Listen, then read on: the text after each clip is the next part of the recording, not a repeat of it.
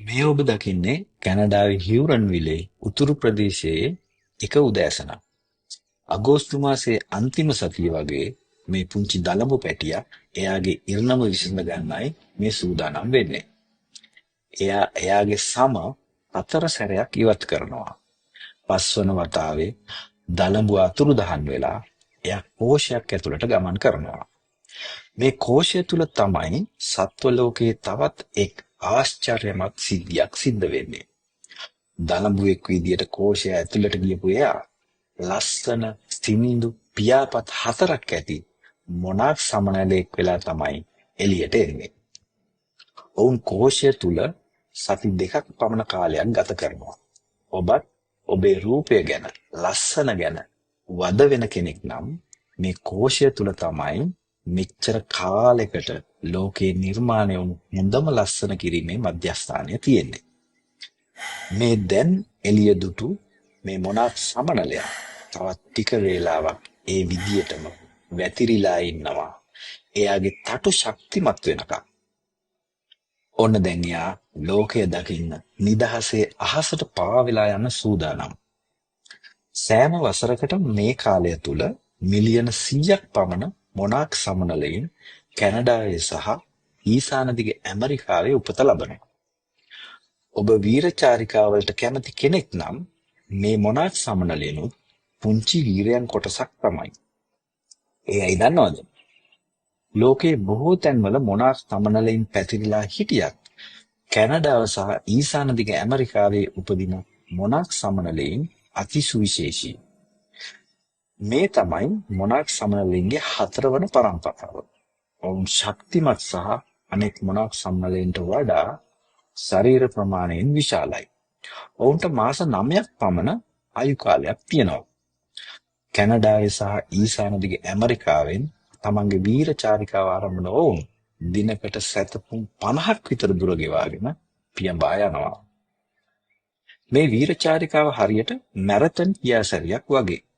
දැඩි සීත සහ උෂ්ණ කාල ගුණය ඔවුන්ගේ පියෑඹීමට බාධා කරන අතර ඉර අවරට යෑමත් සමග විවේකය සඳහා සහ මල් පැණි සහ ආහාර ලබා ගැනීම සඳහාත් ඔවුන් පහළට ගමන් කරනවා. එහිදී ඔවුන්ට හමු වෙන සතුරන් බොහෝමයි. කාලගුණයත් ඔවුන්ගේ කතුරේ. කෙසේ නමුත් මේ සියලු බාධක මැඩගෙන කවදාවත් නොගිය, කවදාවත් නොදැකපු ඇමරිකාව හරහා සැතපුම් 2000ක් පමණ පියාසර කර නොවැම්බර් මාසයේ මුල් කාලේ මෙක්සිකෝවට ඇතුල් වෙනවා. මේ පුංචි සමනලයා කැනඩාවේ සිට පළමු වතාවට මෙපමණ දුරක් ගෙවාගෙන ඔවුන්ගේ නවාතැන වෙන මෙක්සිකෝවේ මැසහුවා ප්‍රදේශයට ආවේ කොහොමද? කොහොමද පාර හොයාගත්තේ? දිශාව හොයාගත්තේ කොහොමද? පුදුම සහගතයි නේද? මෙක්සිකෝවට එසේ ඇතුල් වන මුල්ම සමනලයත් සමග මෙක්සිකෝවේ මොනාක් සමනල් සැනකෙළි සමය ආරම්භ වෙනවා. මෙක්සිකන් වැසියන්ගේ ඇඳුම් පැළඳුම්, ආහාර පාන සහ ආර්ථිකයත් මේ මොනාක් සමනලුන් මත මේ කාලයේ රඳා පවතිනවා. මෙක්සිකන් ජනතාවගේ විශ්වාසයක් තියෙනවා නොවැම්බර් මාසයේ එසේ තමන්ව බලන්න පැමිණෙන්නේ ඔවුන්ගේ මියගිය ආදරණීයන්ගේ ආත්මයන් කියලා. එබැවින් ඔවුන් මොනාක් සමනලුන්ට දැඩිව ආදරය සහ කරුණාව දක්වනවා.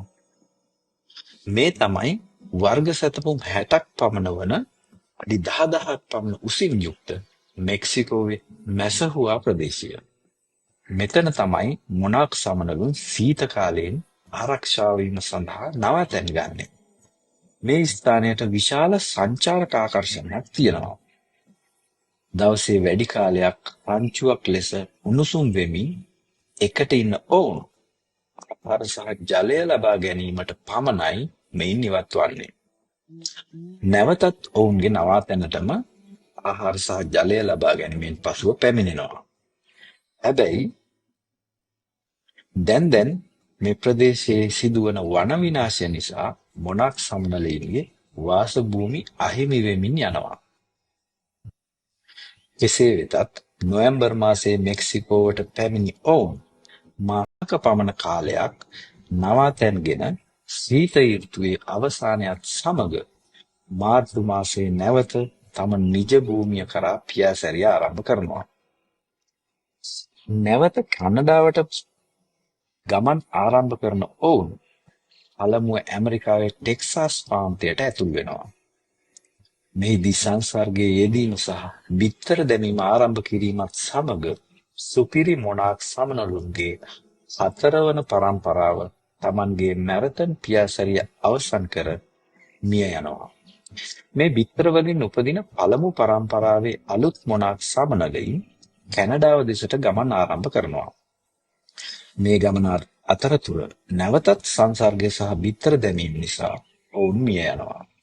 මේ විදියට පරම්පරා 3කට පස්සේ ඔවුන් ඊශාන දිග ඇමරිකාවට සහ කැනඩාවට ඇතුල් වෙනවා. මෙන්න මේ විදියට පරම්පරා 3කට පසුව තමන්ගේ නිජ භූමියට පැමිණි මොනාක් සමනලුන් අපි වීඩියෝ එකේ මුලින්ම දැකපු 4වන සුපිරි මොනාක් සමනල් පරම්පරාව බිහි කරනවා. ඔවුන් නැවත ඔවුන්ගේ වීරචාරිකාවට සූදානම්. කැනඩාවේ සහ ඊශාන දිග ඇමරිකාවේ සිට මෙක්සිකෝවට යන චාරිකාව මැරතන් පියාසැරියක් ලෙසත් මෙක්සිකෝවේ සිට පරම්පරා 3ක් බිහි කරමින් නැවත තමන්ගේ නිජ භූමියට එන පියාසැරිය රිලේ පියාසැරියක් ලෙසත් පිට අඳුනා ගන්න පුළුවන්. එහෙමනම් මොනාක් සමනලුන්ගේ ජීවිත කතාව මේ විදියට නිමා වෙනවා. ශ්‍රී ලංකාවේ ඔබත් ඔබේ ගෙවත්ත උඩින් සිරිපා කන්ද වඳින්න යන සමනල් රංචු දැක ඇති. සමනලයින් සඳහාම විශේෂ වූ තැනක් නිසා තමයි එයට සමනල කන්ද කියන්නේ. ඉතින් දැන් ඔබ දන්නවනේ මොනාක් සමනලින් සැතපුම් 2000ක් විතර ගෙවාගෙන මෙක්සිකෝවට ගියත් පරම්පරා 3ක් ගිහිල්ලා නැවත නිජ භූමියට එන්න කොච්චර කැමතිද කියලා. ඔයත් නොයෙකුත් ප්‍රශ්න හමුවේ.